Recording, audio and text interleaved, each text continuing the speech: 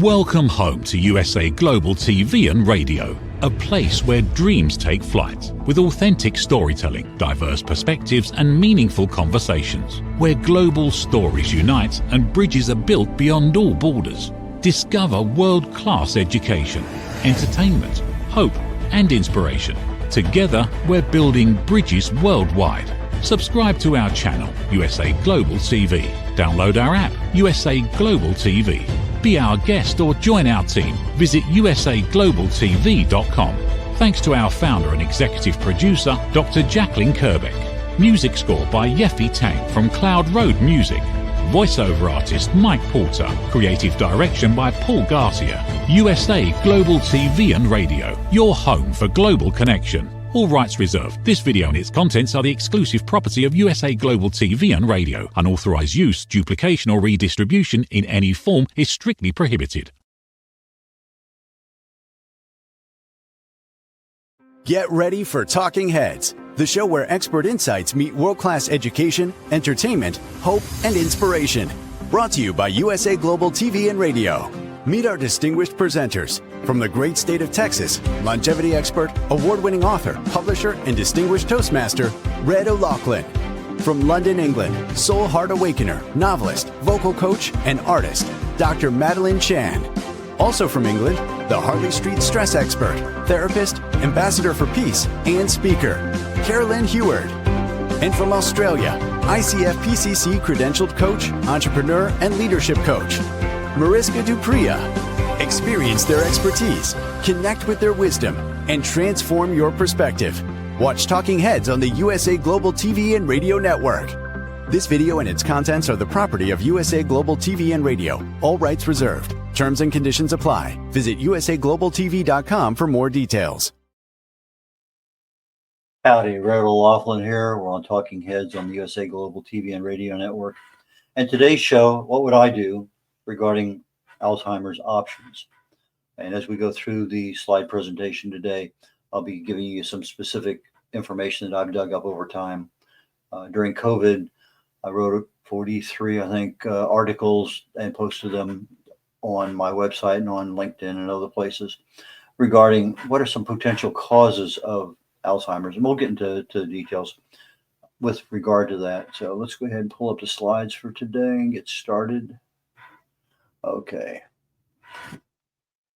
We are live streaming on Amazon Fire, Zizzle TV, E360 TV, a couple different channels on YouTube on the USA Global TV, Android TV, Apple TV, social media. And I have 2 simulcasts that are going on my social media with regard to my Facebook personal page and my author page, and lots of others. And there's probably 15 or more live streaming shows, and then another half a dozen or more on the audio podcasts that occur after the show is over. As always, I'm not a physician, not a doctor, never been in that area, so the presentation I'm making today is for awareness and education. My books, my information, I'll get into the details here in a minute when I give a disclaimer, but the books I have right now, these 6, I have a couple other ones that I'm working on, but no matter what you can do, it talks about the subconscious brain, subconscious mind. Joy of Ageless Health talks about the primary causes of disease at the cellular level. Longevity Secrets for Healthy Aging. I'm updating that one right now, but that mentions 2 specific causes that have some level of control. The Understanding the Causes of Alzheimer's is the book that I'll be talking about today. And then Essential Author's Guide is basically how do you write and publish a book for free? And Failure is Not an Option is my latest book, and I based that one on the early Mercury program that NASA did way back when. The program today for live shows, and all live shows, can be found on YouTube on USA Global TV/streams. If you're looking for a former program, go to archives on that same YouTube, or you can find my archive shows on my website on redolaughlin.com. My disclaimer: I'm never been in the medical field. I'm not associated with any pharmaceutical, never worked in that area, but I fell in love with chemistry at a very young age, high school, got my first degree, and I ended up getting 4 additional degrees after that. I was unable to practice chemistry as a chemist, as something I really wanted to do, but I got an invitation to Vietnam early on, and so that changed my focus in many areas. So my degrees are all in different subjects. Things happen for a reason, and just because of what was going on, I felt like I needed to get more training and accreditation. I have 7 professional certifications. Retired Navy captain, put 31 plus years in, been to 61 countries. My focus when I research, which is my primary function in life, is to research cause and effect relationships. Now, when I'm looking at it from a chemical perspective, cellular level in the body. If you can treat a cause, you can generally fix something. But if not, you're treating symptoms, but the cause is still there, and it may get worse. My wife and I have been married 56 years, 2 kids, 3 grandkids, and our first great grandson just turned 1 a couple of months ago. Best-selling author of 8 books, independent publisher. I've done over 40 books for other authors, distinguished Toastmaster. As a writer, I published over 1,000 original content articles on LinkedIn. And the information that I put out today on Alzheimer's is primarily for information education. If you need medical advice, seek a professional, talk to your doctor. Last year, 2024, I was, for my show called The Wise Ones, I was the number 2 and the number 6 presenter on that show. And they have about 60 shows they do on a monthly basis on the USA Global TV and Radio Network. Okay, my book, Understanding the Causes of Alzheimer's. Again, it's a compilation of a bunch of different, about 40 plus articles I've written. And it goes into a lot more than just what you find out when you Google what causes Alzheimer's. A lot of the stuff I'm presenting today is in that book in a lot more detail. And I'm also presenting a lot of stuff that's not in that book, not a lot, but a fair amount of stuff that I'm preparing for today's topic. I said, well, they really need to know about this. So let's kind of get into the show. Alzheimer's. I think there's not anybody out there who doesn't know what it is, haven't run into somebody, have a friend, family member, even a spouse or close family relationship, that Alzheimer's or some form of dementia is there. Now, dementia generally talks about a loss of cognitive function. Alzheimer's, they say anywhere from 60 to 80% of all dementia is generally classified as Alzheimer's.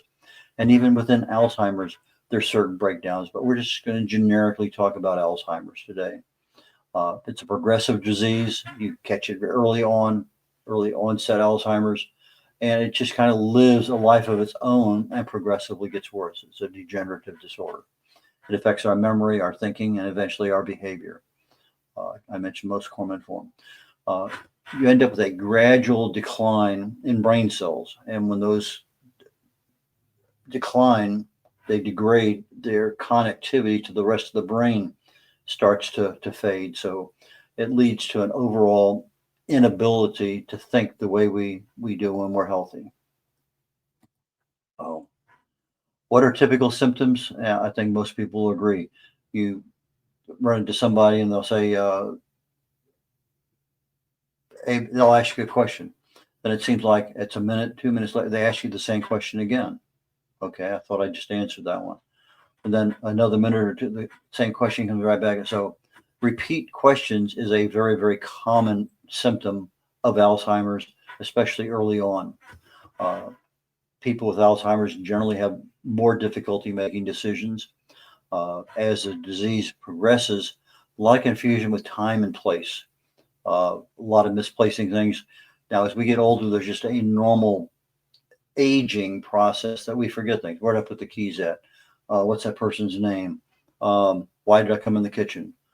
Lots of things there that are going on that are age related that are not necessarily Alzheimer's or dementia. In fact, when you start looking at Alzheimer's, really doesn't start till 65, and even at 65, out of 100 people, only 2 people generally get diagnosed with Alzheimer's. About 10% of Alzheimer's patients get that disease earlier than age 60, 65. But it's mainly a disease that we see with the elderly. A lot of risk associated with Alzheimer's. And some things that we don't even think about can contribute to the disease or the progression of the disease or confusion in that. Uh, Tracy Cram Perkins is another presenter here on the USA Global TV and Radio Network, and she has a great book, super great book on care as a caregiver. How do you take care of people? She's had, I think, 4 primary people in her life that she's had to care for. Very, very excellent book on how do you address people, how do you take care of them properly. So, but cardiovascular disease is not an uncommon thing that goes along with it. Believe it or not, some kinds of air pollution can actually make Alzheimer's a little bit worse. Even though you wouldn't think that they would have a problem with quality of sleep. Quality of sleep can contribute and also be a potential problem down the road. Head injuries, any kind of traumatic brain injury can create all sorts of problems. Alcohol consumption kills some of those little gray cells up there. Sedentary lifestyle, again, you're not getting the blood and throw the oxygen.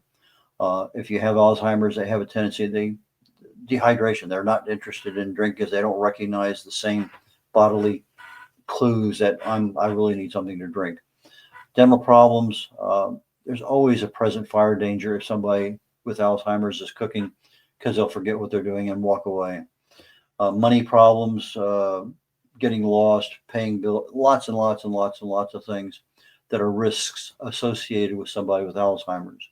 So it's one of those things that it starts developing in your home. Take a lot of time to figure out what do you really need to do to be aware of and what you can do to help. Okay, so now if you ask a doctor what causes Alzheimer's, or you look it up on Google, almost every single person is going to tell you say amyloid beta plaque that's clumping up and causes a loss of connectivity from the neural perspective in the brain, from that nerve back into the part of the brain that needs that connectivity. Or it's what they call a tau tangle. You have a protein called tau, T-A-U, and it basically wraps around this nerve structure. And when it starts tangling up, you end up with being strangled almost. And again, you end up with loss of function of that neuron and loss of function or connectivity. And that's the two things. Now, it wasn't that long ago, we say with the last couple of years, that some of the major, I should have put that slide in, but some of the major research that says that amyloid beta proteins are really one of the major causes. It turns out there was some playing with slides, so let's be on the plain side. There were some issues there that maybe that's really not it. And so it's got kind of a tither going on with, well, do I really want to spend my money going down that path if it's really not a good path? But anyway, doesn't matter. It's there. You're going to see tau tangles. You're going to see amyloid beta plaques. Those are the primary results. But what causes those things to happen? Well, we know that as you get older, you're more susceptible. Your genes, some chronic diseases, hypertension, diabetes, obesity, an unhealthy lifestyle, poor nutrition. We'll talk about that here very quickly. Exercise, again, you're not getting the oxygen into the brain. Any kind of head trauma. And when you start having head trauma and Alzheimer's, you start looking at things such as hearing loss and vision loss that can contribute. Lots and lots and lots of things that are out there that if you say, what causes it? But it's basically the two things that doctors say, the amyloid beta protein and the tau protein. So, but what really can cause you to have a problem with regard to dementia and eventually Alzheimer's? Well, if you take a look at something simple like vitamin B12, cobalamin, if you're deficient, I'm talking about deficient for a long period of time, that deficiency mimics Alzheimer's. In fact, most gerontologists will give you a B12 shot right off the bat just to see if that's the problem you have. But if you're deficient in B12, B9, folic acid, B6, those generally increase homocysteine levels. Homocysteine levels, high levels, have been found in a lot of Alzheimer's patients. So you're saying, oh, maybe the homocysteine is one of the problems that's there. So B1 also, there's a lot of B vitamins that they get used in the brain. Vitamin E, you end up with 4-tocopherols and 4-tocotrienols. One of the tocotrienols is called alpha tocotrienol, and I believe that's the one that if you have literally almost nothing, but you have some in your brain, you have a stroke, it's going to cause the brain to shift where that blockage is in the blood vessel to another dormant blood vessel. And the result is that most times you will never have any side effects from having a stroke that most people have, because they don't have that particular vitamin up there. So if you're deficient in vitamin E, there's a lot of speculation that that can cause some other issues going on. But vitamin D3, vitamin K2, beta carotene, vitamin C, vitamin A, a lot of your antioxidants, they're not up there doing the job they need to do. I've had a lot of success with people in my family with phospholipids. We make 4 of them. One of them's called phosphatidylserine. You can buy it in pill form at online or at a lot of health stores. And when you look at just like B12, your body makes less and less and less as you get older of the phosphatidylserine. The side effects is early onset Alzheimer's. My brother-in-law had it.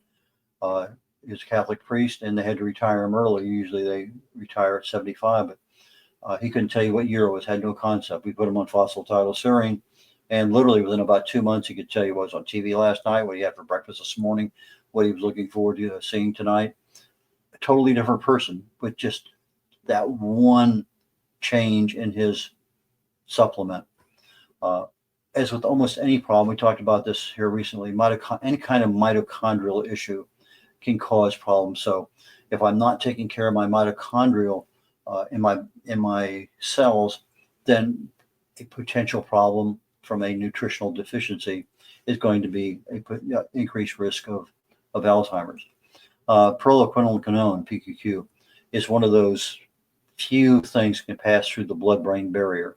Well, some chemicals, as they're fighting free radicals, they donate an electron to stabilize everything. Vitamin C can donate 6 electrons. So basically that one vitamin C can take care of 6 attacks going on right now without disrupting anything else. Well, propranolol can actually regenerate itself 25,000 times. So you get one molecule of that in your brain. It's like having an army of 25,000 antioxidants up there countering the effects of free radical damage. Genetic persuasion.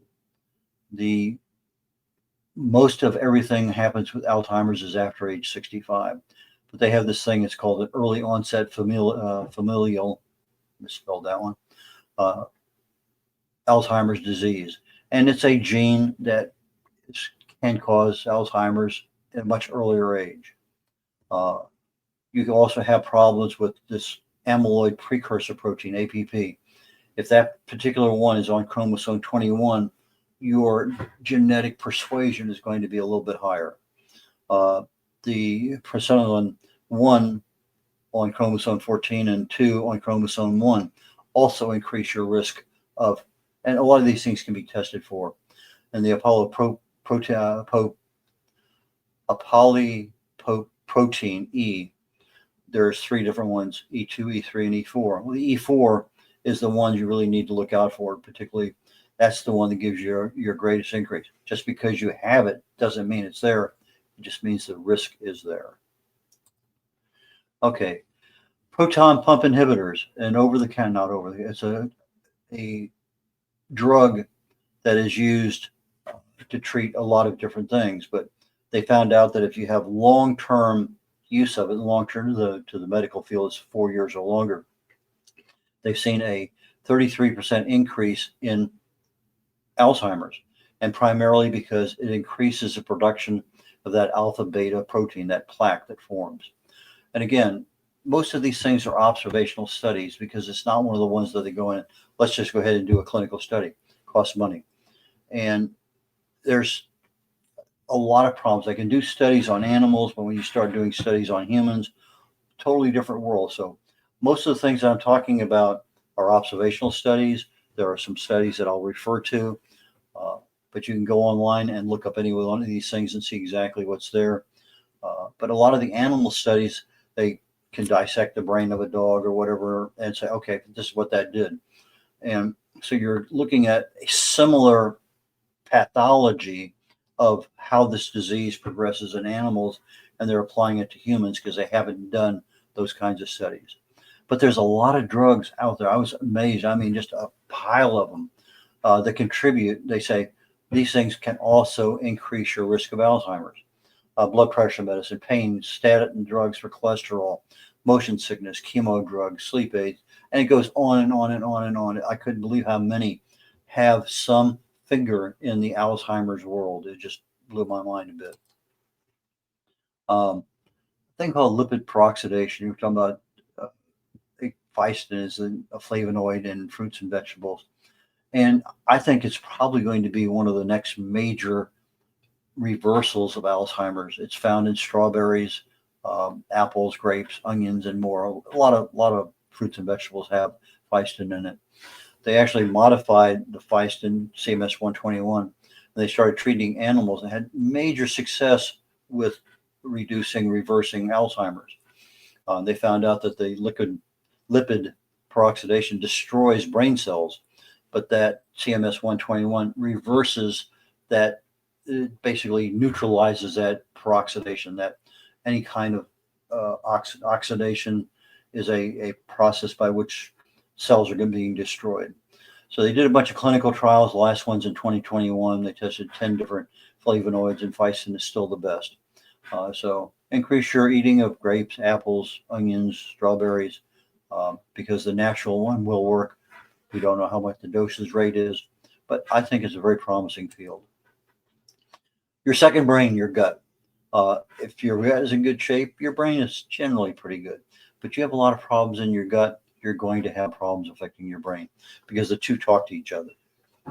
So you have inflammation in the gut, you're probably going to have inflammation in the brain. A lot of studies on human and animal gut transfer that say, yeah, this gut problem can create a brain problem. And so they've substantiated that with a lot of testing. So some of the things that they say help: probiotics, prebiotics, and this thing called fecal microbiota transplant.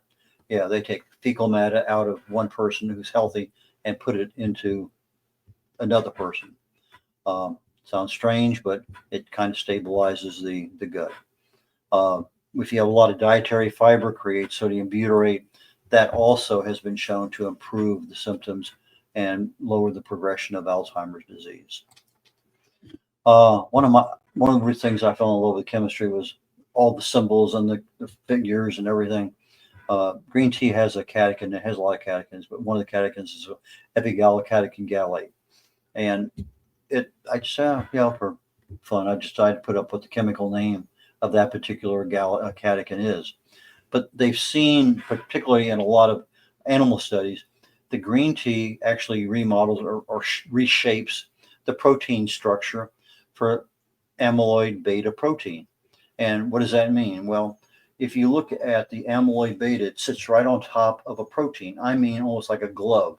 And so if you can change the structure of the protein, then all of a sudden it falls off. It can't sit there. So you end up with a corrective problem, a preventive problem, because that amyloid beta protein can't sit on top of a nerve cell. It falls off. And they also found by doing MRI studies that where that nerve cell was, they thought to be dead, it was either replaced by another one or came back to life.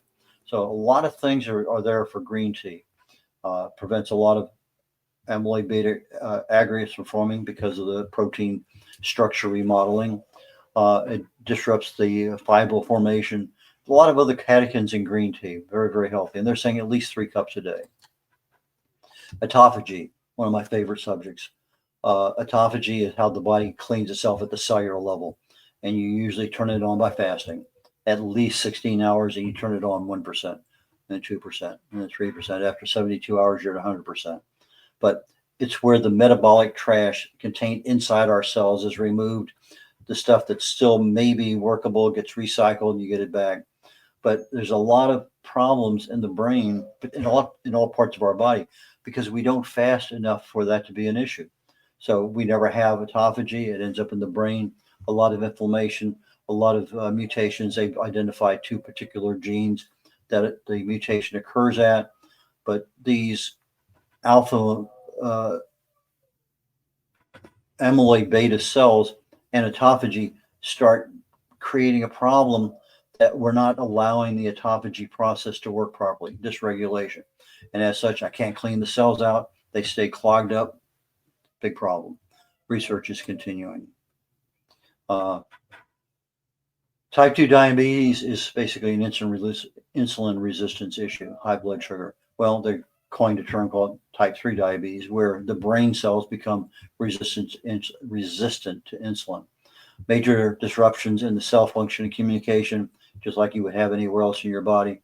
Brain inflammation and insulin resistance are related. And having diabetes, regular type 2 diabetes, gives you systemic inflammation, can also play a role in the development and formation and progression of Alzheimer's disease. Curcumin, one of my two favorite chemicals. Turmeric. Anytime you take curcumin or turmeric, always make sure it has piperine, a black pepper extract, because it increases the bioabsorbability hundreds of times. It's an anti-inflammatory, antioxidant. It reduces the amyloid beta formation and aggregation. Lots of things in there. We'll talk a little bit about that down the road on another subject in this presentation. Improves cognitive function, and they found out that vitamin D3 also enhances the immune function along with curcumin. Something we really should be taking. Resveratrol, another one with piperine. There's several of them out there. But it's a polyphenol. Great antioxidant. And it'll go through the blood-brain barrier. Very neuroprotective. The amyloid beta and neurotrophic tangles. It minimizes the connectivity issues associated with it. And they said, well, if wine does it, what about beer? They did several studies, and no significant change in beer drinkers. But red wine drinkers, yeah, a measurable decrease in the risk of getting Alzheimer's. Another thing that the red wine does, the resveratrol, is that there's a certain one, it's an activation, a part of the cellular body, but it increases your cellular health and longevity, and it does the same inside the brain. Light and sound show. They found out that 40 hertz stimulates the brain in a particular area the gamma ray is getting into. And when the light is flashing, it reduces that amyloid beta aggregation that there's in. The also added sound with it, and it also slowed the neurodegeneration. And they did a bunch of other studies, and they showed about a 65% improvement in the slowing down, or not necessarily reversal, but improvement in the progression of the disease. It's non-invasive, reduces the plaque formation, and it stimulates neural activity and connectivity. So I think this is going to be another one. A lot of tests being done right now that eventually will probably have some kind of head thing we wear and turn it on, and is part of the treatment. Okay. Chemical imbalances. Again, we talked about nutrient imbalances earlier on. There are so many different chemicals in the brain. I happen to pick one here called acetylcholine. And when they start looking at patients with Alzheimer's disease, Parkinson's, that's another dementia one, the acetylcholine levels are very, very low. Acetylcholine is a neurotransmitter. So if it's low, you're not getting the cells talking to each other, the nerves talking to each other. And they found that, there's a lot of drugs out there that are trying to say, let's build up the acetylcholine. Okay, we build it up. Now you get better transmission. But why take a drug if you can naturally increase something? I'm not a big on drugs, so sometimes you got to take them. But choline is what produces that acetylcholine in the brain. But meats and fish, dairy, eggs, lots of things have choline. Might be something to consider. Statin drugs. Statin drugs, I have no idea why they were creating you. You go back 40, 50 years, nobody worried about cholesterol unless it was over 400 or 800 or whatever.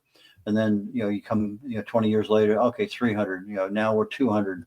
And it seems like it's a problem that was created because somebody had a drug. That's my personal opinion.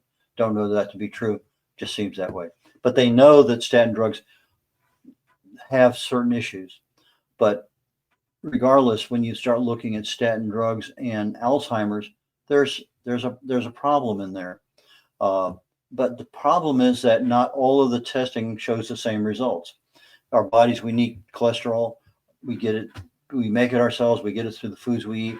The brain, every cell in our body needs cholesterol. The brain needs it a lot. But if my HDL, LDL cholesterol levels are on the very high side, it's looking like my amyloid beta plaque development increases much more substantially.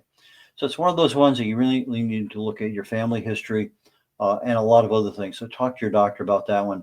If you're on a statin drug and you're starting to see issues with Alzheimer's or some symptoms associated where might be some research to do on that one. pH. This is the measure of acidity and alkalinity in the body. 7 is 0, perfect neutral.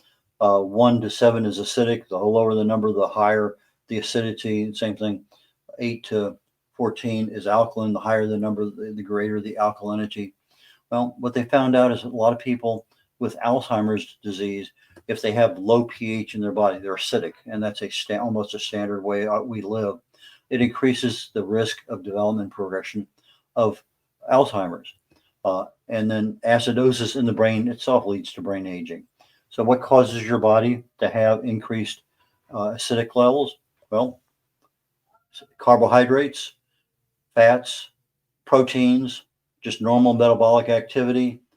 Anything outside of fruits and vegetables is going to cause your body to become acidic. It takes a lot of effort to keep your body in an alkaline, particularly above 7.4, which is the pH of your blood. Otherwise, your blood stream is going to leach calcium from your bones. Now you're going to start having bone porosity issues. A lot of things there. I got some personal experience with that when I was on Atkins for a number of years. I've talked about it many times in the past. But when they start looking at this thing, they have this HDAC. It's a histone acetylase inhibitor. And it's basically used now to treat cancer. But they're finding out that these histones they wrap around your DNA and they kind of relax everything, allow the transmission of information to go back and forth. But when the inhibitors are not there, everything tightens up. So if I can use a histone inhibitor, and that's like your curcumin and your resveratrol and some other things, they're starting to say this may be a way of treating Alzheimer's. HDACs can't go through the blood-brain barrier, but there's some natural things there that we might be able to do. A lot of work in progress on that one. Our blood-brain barrier prevents many options from being there, but one of the ones that it does permit is a lion's mane mushroom. And it's been shown to really improve mild Alzheimer's and cognitive decline, promotes neurogenesis, brain cell growth, promotes enzymes that reduce the plaques of amyloid beta. It's an anti-inflammatory, antioxidant. Fenchol, it's a terpene. It reduces neurotoxicity. In our gut, we make these short-chain fatty acids that activate. Hang on one second. I hate to do this.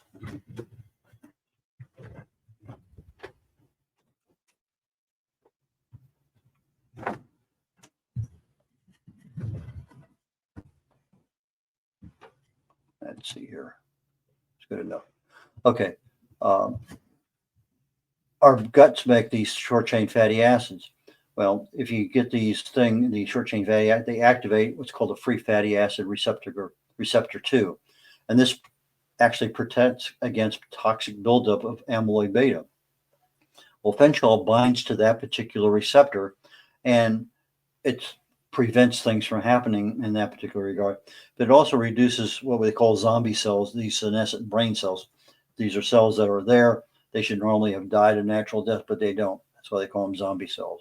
So fenchol is a good way to inhibit the neurotoxic, the damaging toxins that get into the brain and cause problems with our neurotransmitters.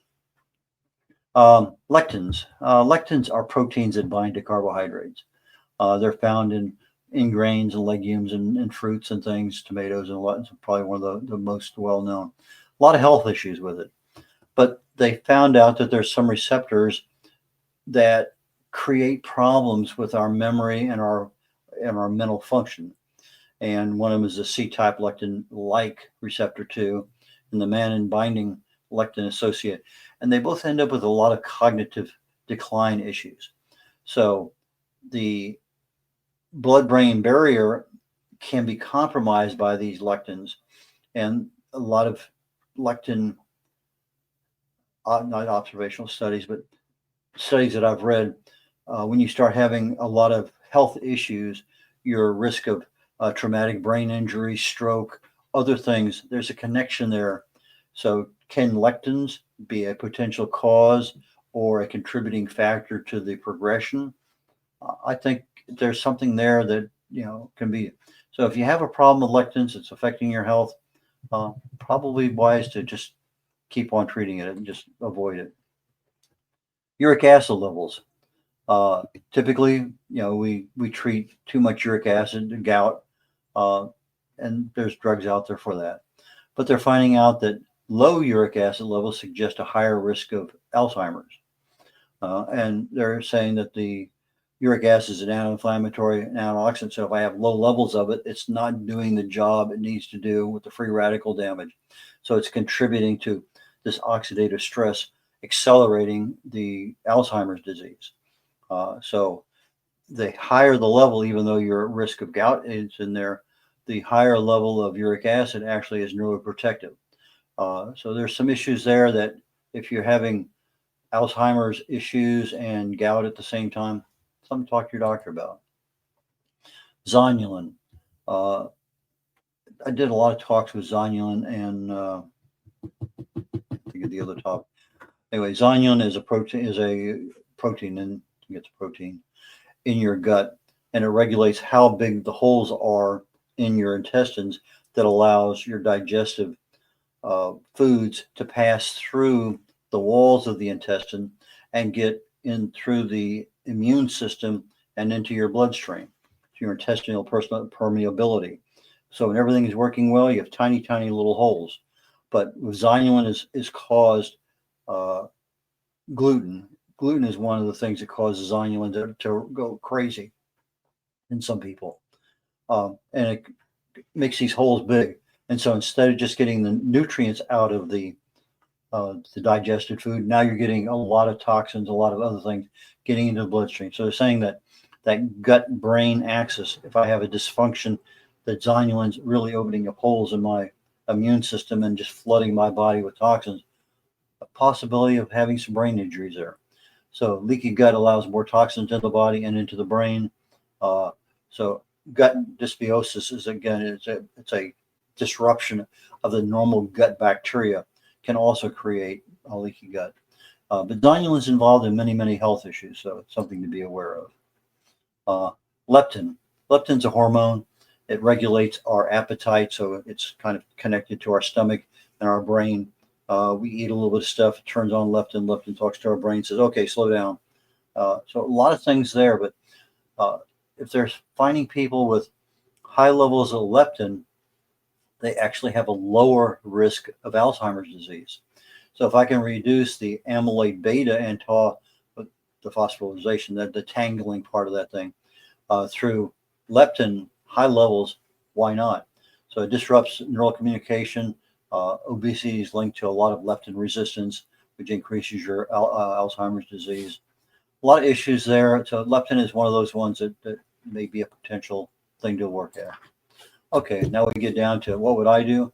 I've given you almost 24 probably things out there. No one cause, no one fix, a lot of contributing factors. As I said, today's presentation was for information only. Pick something that you like there, go look at it. If you have Alzheimer's or somebody there, talk to your doctor, talk to a professional about what can be done. But choose something that fits and works in your lifestyle. But do something. Just sitting there taking care of somebody, they're going to get worse with no change of lifestyle habits or diet or whatever. So anyway, what would I do? Probably try to do almost everything that's there that's possible. Some of these things are still under research, but in regards to what I do, try to eat healthy foods, the things you can't eat with the foods, get your supplements, and then just try to enjoy life. Catch you all next week. Take care now. Bye.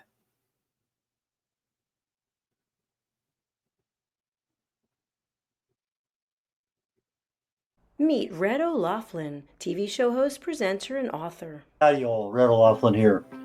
I'm a TV host on the USA Global TV and Radio Network.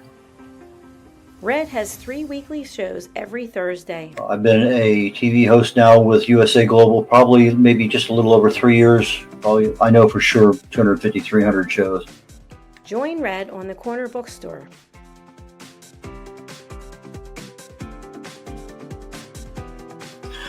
The Corner Bookstore is one where we talk to authors, publicists, publishers, editors, cover designers, anybody associated with the writing and authoring book production business. You have somebody in that area, I can help you with regard to getting your book done, getting it published, working with you on a cover. A lot of things I can help people with, and I have probably maybe published over 40 books for people so far. Join Red on The Wise Ones.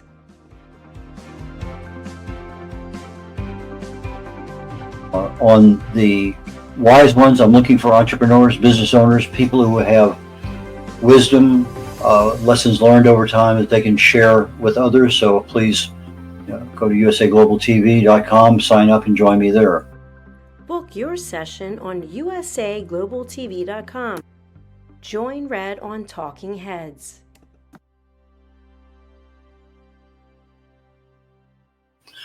On Talking Heads, I take my experience. I fell in love with chemistry many years ago, got a degree in it, got an invitation to Vietnam, never practiced chemistry per se, but I did get a chance when my wife was going through chemo to get back into the chemical end of things. I started looking for cause and effect relationships. I had been working at a company doing cause and effect analysis on failures in the field on various products that we made. So I said, why not look at the cellular structure in the body? The chemicals are chemicals. They do certain things. So I take my knowledge of chemistry and research. I write about it. I speak about it. I have over 1,000 original content articles on LinkedIn, most of them dealing with some aspect of health or wellness. I speak on that topic quite often, and the Talking Head show is one that I concentrate my knowledge of health and wellness on in order to help people. Red is a distinguished Toastmaster. As a distinguished Toastmaster, I help people get their speeches developed. The presentation is something that I critique all the time with Toastmasters. It's one of those skills that I have. I can easily help you on that one. So from the position of writing, publishing, book coach, speaking, and being a keynote speaker at an event or virtually, depending on how things work out. But those are the things that I can help people with, and I have 3 shows every week here on the USA Global TV and Network, and please join me when you can. Appreciate it. Bye now. Here are some of the books that Red has written and published. Contact Red at redolaughlin.com. Thank you, viewers and listeners of USA Global TV and Radio, for joining us today. We're honoured to have your time and attention as part of our global community. At USA Global TV and Radio, we believe in the power of authentic conversations, meaningful connections, and creating a world of possibilities together. Want to be part of something bigger? Join our team of elevated listeners at usaglobaltv.com, a space where your voice matters and your ability to listen transforms relationships. Stay connected with us across all our platforms for thought-provoking discussions, expert insights, and empowering stories.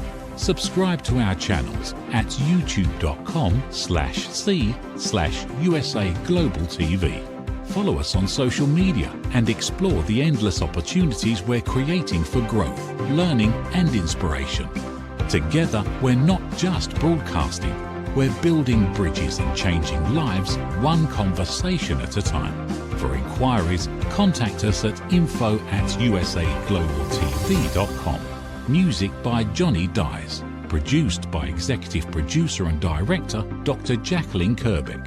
Voiceover by Mike Porter. Creative Direction by Paul Garcia. All rights reserved. Copyright 2025. Visit usaglobaltv.com to view our full terms and conditions.